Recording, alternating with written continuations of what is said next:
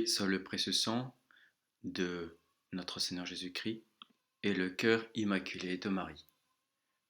Cette ligne de mire vise particulièrement le membre de la secte de l'IMBC, le sieur Dutertre, Institut Mater Boni Concili, dont la plupart de ces clowns déguisés en prêtres et en évêques qui ne sont pas, a osé déclarer sur internet de comme quoi la bulle de Paul IV n'est pas à tenir en compte et est sans valeur.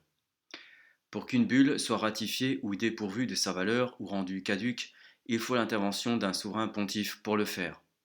Or, nous sommes sans souverain pontife depuis 65 ans et sans corps ecclésiastique visible de l'Église catholique depuis la nomination hérétique de pseudo-cardinaux invalides supplémentaires par Roncalli en 1960. L'explication se trouve dans la vidéo 1, intitulée L'hérétique Roncalli et ses complices face au magistère. Ce laïc déguisé en prêtre du tertre est, pour rappel, un membre d'une lignée gérardo-tuciste ayant pour credo la foutaise de Cassisacum qui comprend au moins 40 sophismes et au moins 4 hérésies. Ce laïc déguisé qui ose faire la leçon à des internautes non instruits sur le magistère et non méfiants à l'égard des membres de cette secte et qui ne s'intéresse pas d'où elle provient, nous divulgue, comme tout protestant ferait, des parties du magistère, non pas dans toute sa teneur, mais plutôt celles qui lui intéressent. Ainsi ce pseudo-prêtre fait dire à des membres du corps ecclésiastique ce qu'ils n'ont pas dit entièrement, ce qui est une diffamation grave. Cette diffamation alimente énergiquement l'aveuglement de leurs esprits, leur faussant devenir des esprits forts et superbes. Dans sa vidéo numéro 1, ce déguisé est bien gonflé de s'attaquer donc à une telle bulle qui est une colonne supportant plusieurs canons du Code de droit canonique de 1917, dont le plus connu aujourd'hui est le canon 188.4 qui dépose ipso facto un clerc étant hérétique. Si donc cette bulle n'est pas à tenir en compte, ce canon non plus n'est pas à tenir en compte, et par conséquent tous ceux qui ont un rapport avec eux. Or, l'Église n'enseigne aucunement qu'il y a eu des retraits ou des annihilations de ce code de droit canon 1917. D'autre part, dans ces deux vidéos, ce laïc déguisé en prêtre mentionne deux membres du haut clergé affirmant la teneur de la bulle, Engrotter et Monseigneur Fessler. Cette bulle étant constitutionnelle et valable à perpétuité, comme l'indique son auteur le pape Paul IV lui-même et son successeur le pape Saint Pie V, bien qu'elle ne définisse pas un dogme de foi, elle le défend par sa teneur pénale. En 1559, le 15 février, a été publié par le pape Paul IV la bulle Cum ex apostolatus officio, édictant la nullité de la nomination au suprême pontificat d'un prélat coupable d'hérésie. Bien des détracteurs, en faveur de l'imposture qui règne actuellement au Vatican par la secte moderniste, affirment à tort que cette bulle est abrogée et que par conséquent elle ne s'applique point pour déposer les hérétiques factuels et publics qui usurpent le Saint-Siège actuellement.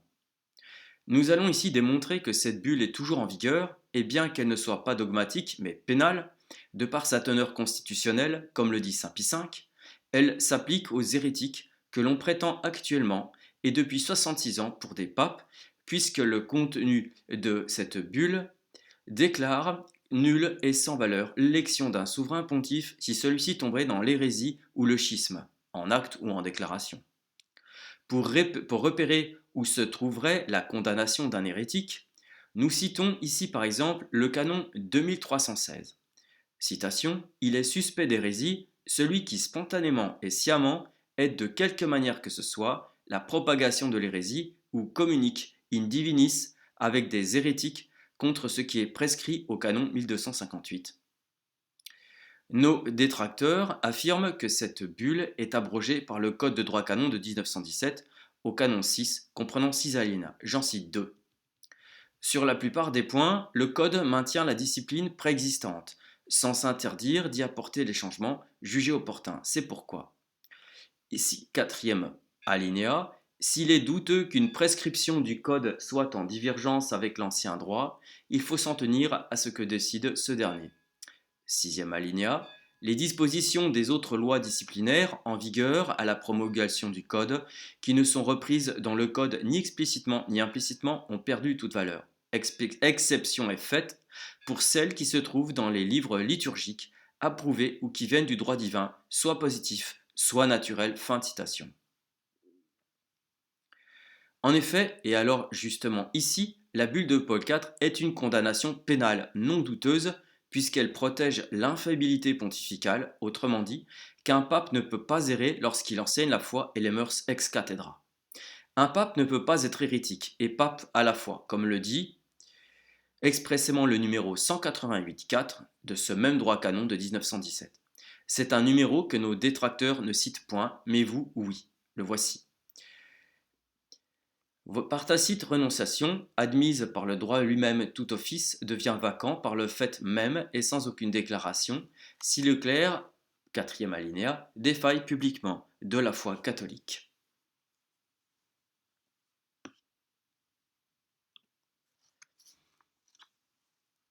On comprend que nos nombreux détracteurs ne le citent point puisqu'ils remettraient en question non seulement la validité de leurs ordinations et consécrations, mais aussi leurs affirmations hérétiques qu'un hérétique peut être pape. Seulement, et tant pis pour eux, ce n'est pas qu'une remise en question, mais un fait réel et objectif. Dutertre l'a cité, mais il n'en comprend pas le sens, on y viendra plus tard. Non seulement ce canon répète ce que dit la bulle de Paul IV, par déclarer nul et sans valeur le souverain pontificat d'un hérétique, mais le pape Léon XIII l'affirme aussi, citation, car il serait absurde de prétendre qu'un homme exclu de l'Église ait quelque autorité dans l'Église. Les détracteurs qui prennent le canon numéro 6 de 1917 est encore malvenu puisqu'il dit encore dans son alinéa, je cite, les dispositions des autres lois disciplinaires en vigueur et à la promulgation du Code, qui ne sont reprises dans le Code ni explicitement ni implicitement, ont perdu toute valeur, exception faite pour celles qui se trouvent dans les livres liturgiques approuvés ou qui viennent du droit divin, soit positif, soit naturel. Exception est faite pour celles, dit le canon, c'est-à-dire exception pour les lois disciplinaires. Le canon poursuit, qui se trouvent dans les livres liturgiques approuvés ou qui viennent du droit divin, soit positif, soit naturel. Fin de citation. Ce qui est le cas ici pour la bulle de Paul IV, puisqu'elle touche au droit divin, qu'un pape ne peut pas être hérétique, comme nous l'avons vu précédemment, citant dans ce même registre le canonique, le numéro 188.4, qui dit qu'un clerc qui serait hérétique serait déposé ipso facto. Pour confirmer le fait qu'un pape ne peut pas être hérétique, et qu'un hérétique ne peut pas être pape, et pour prouver que la bulle de Paul IV ne peut pas être abrogée par le canon de 1917, car elle touche au droit divin, nous avons une explication de Monseigneur Fessler, qui, expliquant dans son livre La vraie et fausse infaillibilité des papes de 1873, ouvrage qui a reçu un bref approbatif des papes Pie IX, citons l'évêque. Le pape, évidemment, se représente ici comme possible, bien que des plus vraisemblables, le cas où un homme, attaché à une doctrine hérétique, serait élu pape. Il suppose que, même une fois parvenu au trône pontifical, cet homme adhère encore en son particulier à cette doctrine hérétique ou peut-être la manifeste dans des conversations, mais non qu'il enseigne à l'Église universelle dans une décision de son suprême magistère ex cathedra. Une décision semblable ne se produira pas. Dieu, par son assistance spéciale, en préservera toujours le pape et l'Église. Ainsi donc, si la personne élue pape adhérerait à une doctrine hérétique, sans pourtant la déclarer formellement doctrine de foi catholique et sans prescrire à l'Église universelle de l'observer comme telle, alors ce serait le cas prévu pour la bulle citée, la bulle de Paul IV, celui pour lequel Paul IV prend des précautions quand il casse l'élection d'un tel homme comme pape et la déclare nulle et non avenue.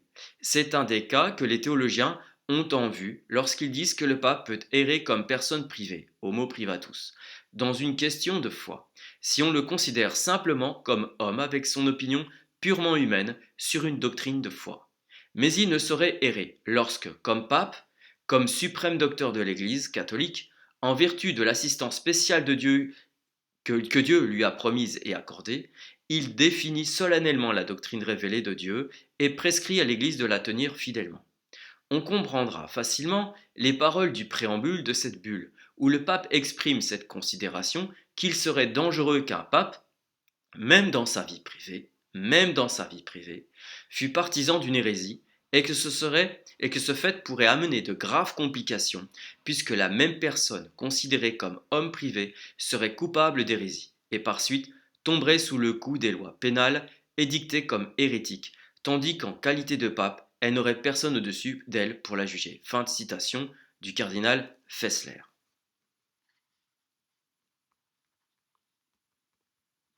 Étant donné que cette bulle, malgré qu'elle ne soit pas ni dogmatique, ni infaillible, en elle-même, comme le dira justement ci-après monseigneur Fessler, cette bulle touche, comme nous l'avons dit, à un élément de foi qui est qu'un pape ne peut pas être hérétique, et un hérétique ne peut pas être pape.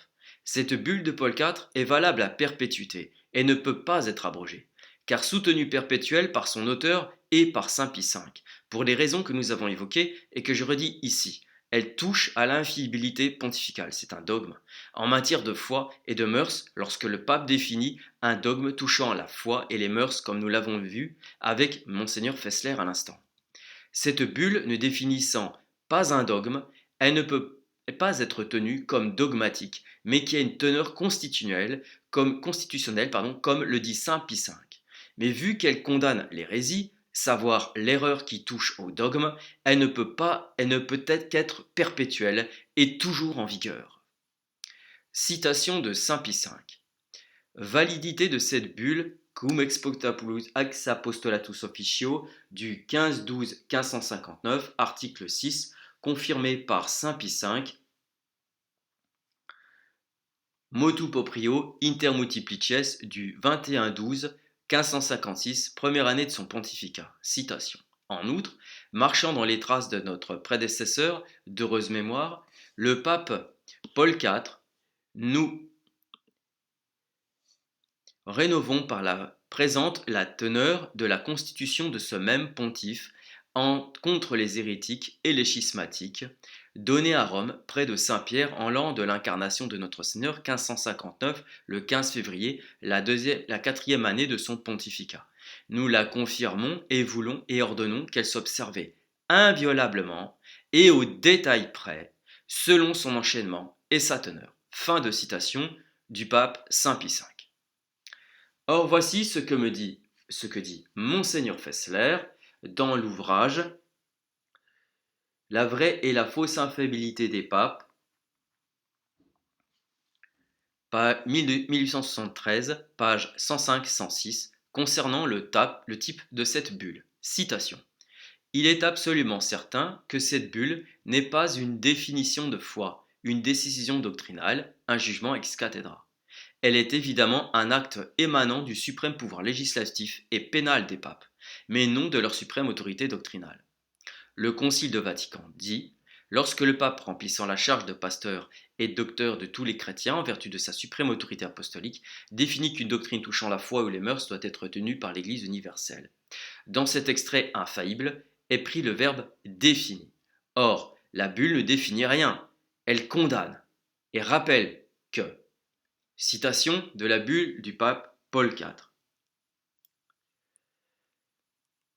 Nous ajoutons que si j'admets, il advient qu'un évêque, même ayant fonction d'archevêque, de patriarche ou de primat, qu'un cardinal de l'Église romaine, même légat, qu'un souverain pontife même, avant leur promotion, ou leur élévation cardinale, ou au souverain pontificat, ont dévié de la foi catholique ou sont tombés dans quelque hérésie, ou ont participé à susciter ou soutenu un schisme, la promotion ou l'élévation, même si cette dernière a eu lieu dans l'entente et avec l'assentiment unanime de tous les cardinaux, est nulle, non avenue et sans valeur. Et nous voulons et décrétons que les susdites sentences, censure et peine soient observées à perpétuité et remises en pleine vigueur, là où elles ne seraient pas et devraient l'être, et soient encourues par tous ceux qui, jusqu'ici, ont dévié de la foi catholique, ou sont tombés dans quelque hérésie, ou ont suivi, ou suscité, ou soutenu quelque schisme, en étant soit pris sur le fait, ou l'ayant confessé, ou ayant été convaincus, ainsi que par ceux qui dévieront dans le futur, donc après l'élévation, dans le futur, tomberont dans l'hérésie, ou entreront dans le schisme, ou en susciteront, ou en soutiendront, qu'ils soient pris sur le fait, avouent ou soient convaincus, quel que soit leur état, grade, ordre, condition ou dignité, même épiscopale, archiépiscopale, patriarcale, primatiale ou autre dignité ecclésiastique majeure, etc. Cette bulle n'est pas dogmatique, mais elle touche au dogme puisqu'elle protège l'infaillibilité pontificale contre l'hérésie. Je cite ici le cardinal Hergenrother, qui en 1876 dit dans son livre, article 6 de son livre Catholic Church on Christian State, citation: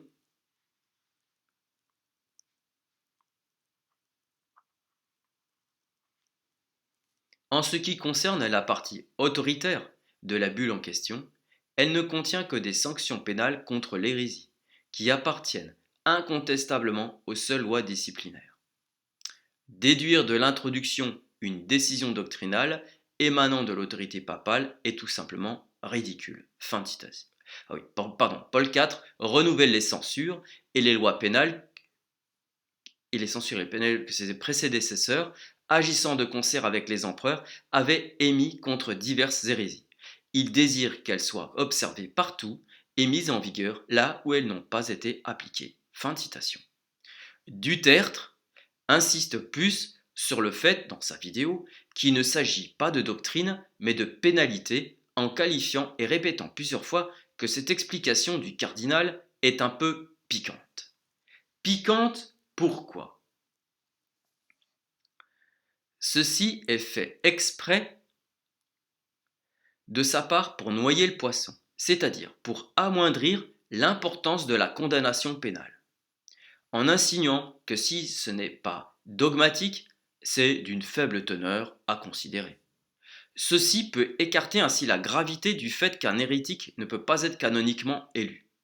C'est pour cela qu'il citera dans sa vidéo numéro 2 uniquement l'article 34 de la Constitution du 8 décembre 1945, Vacantis Apostolicae Sedis, de Pie XII, article pris, comme je l'ai dit, isolément. Ainsi, alors qu'il est imbu de la foutaise de Cassisiacum, par cette manœuvre d'atténuation et d'isolement, de part et d'autre, il peut prouver qu'un pape, même hérétique, peut être pape matérialitaire, c'est-à-dire seulement sous l'aspect extérieur, ce qui constitue en soi une hérésie grave et un sophisme. Un pape ne peut pas être à moitié pape, puisque l'essence du pape est la juridiction. Un pape sans juridiction n'est pas pape. Ainsi que l'affirme le Concile Vatican II, Pastor Aeternus, chapitre 3, Canon DB 1827, citation: si quelqu'un dit qu'un pontife romain n'a pas le plein et suprême pouvoir de juridiction sur l'Église universelle, qu'il soit anathème. Fin de citation. La déclaration de Paul IV dans sa bulle Cum ex apostolatus est canonique, puisqu'elle est constitutionnelle comme l'indique Saint Pie V, et qu'elle soutient le canon 188.4 du Code de droit canonique de 1917, qui annonce qu'un siège devient vacant ipso facto si un clerc est hérétique, le tout sans avoir besoin d'une déclaration de l'autorité ecclésiastique.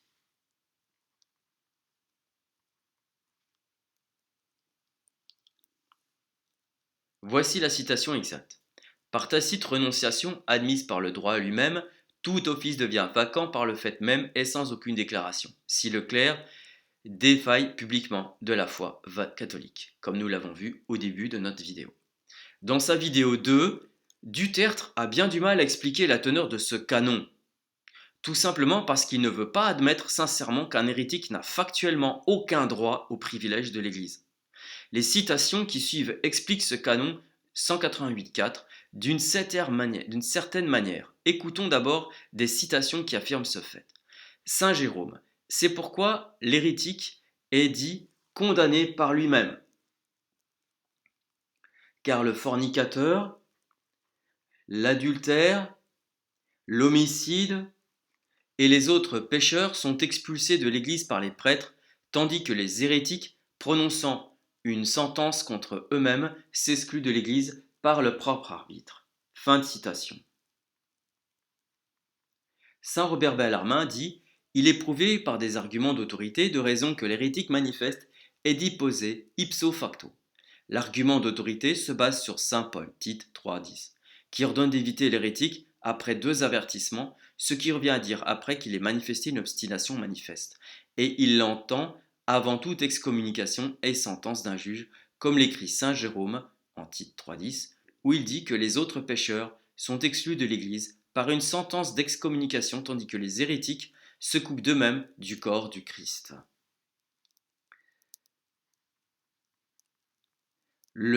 Encore saint Robert Bellarmine dit aussi, c'est la sentence de tous les anciens pères qui enseignent que les hérétiques manifestes perdent aussitôt toute juridiction. Finalement, les saints pères enseignent unanimement non seulement que les hérétiques sont en dehors de l'Église, mais encore qu'ils sont privés de toute juridiction et dignité ecclésiastique.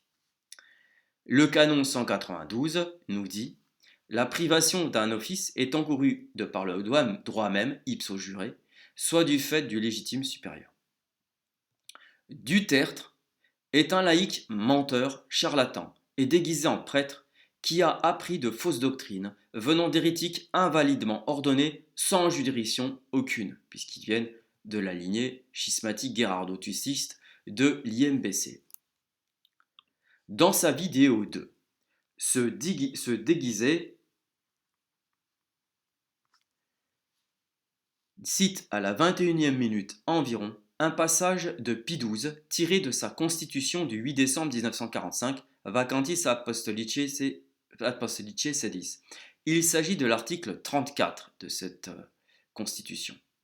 Il cite cet article pour justifier le fait qu'un cardinal, même coupé de l'Église, même hérétique, peut élire un être élu.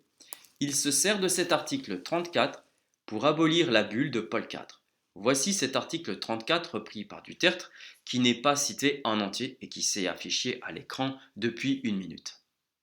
Aucun cardinal ne peut d'aucune manière être exclu de l'élection active et passive du souverain pontife, sous le prétexte par le motif de n'importe quelle excommunication, suspense, interdit ou entre-empêchement ecclésiastique. Fin de citation. Promulgué en 1945 une constitution apostolique régissant les règles du conclave, de la vacance du siège, du conclave, et dans laquelle il dit justement qu'il n'y a plus qu'il ne peut plus y avoir d'obstacle, disons, pénal à ce qu'un cardinal participe à l'élection, soit d'une façon active ou d'une façon passive, c'est-à-dire élire ou bien même être élu. Et là, je vais vous citer le numéro 34 de cette constitution apostolique, donc qui s'appelle Vacantis Apostolicae Sedis, qui date du 8 décembre 1945, qui a été promulguée par le pape Pie XII, et qui dit de façon très claire: aucun cardinal ne peut d'aucune manière être exclu de l'élection active et passive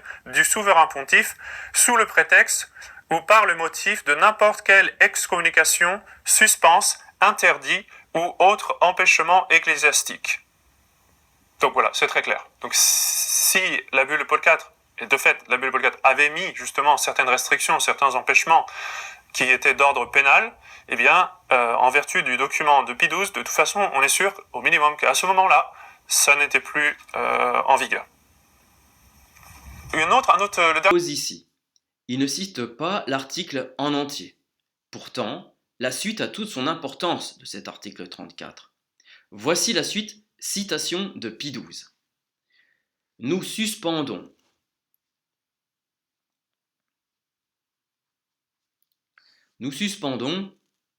ces censures seulement pour cette élection. Elles conserveront leurs effets pour tout le reste. Fin de citation. Je mets l'article 34 en entier à l'écran pour que vous puissiez vous-même le voir. Pourquoi Dutertre ne cite-t-il pas le reste de cet article 34 ? Pourquoi ne cite-t-il pas la dernière phrase ? Nous suspendons, etc. Serait-ce à cause de cette ultime mention de Pie XII ? Je cite encore, elles, c'est-à-dire les censures, conserveront leurs effets pour le reste ? Malhonnêteté de l'hérétique Dutertre qui passe ici inaperçu si l'on n'est pas averti. Qu'a voulu dire le pape Pie XII pour le reste ? Cela veut dire que les censures ne sont pas suspendues en dehors de l'élection au souverain pontificat. Cela veut dire que ces censures s'appliquent pour un clerc hérétique ou schismatique, bref, un clerc qui canoniquement n'est plus catholique et est canoniquement déposé. Dans cette première partie de cet article 34, Pie XII s'adresse en fait à des cardinaux qui sont décrits par saint Jérôme comme ceux qui suivent. Je le cite. Car le fornicateur, l'adultère, l'homicide et les autres pécheurs sont expulsés de l'Église par les prêtres.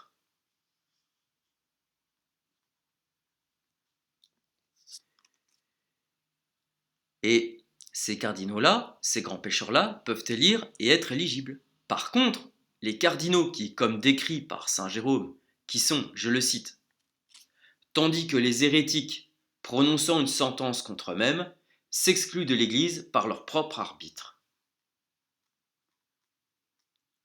Ceux-là ne sont pas éligibles ni en capacité d'élire.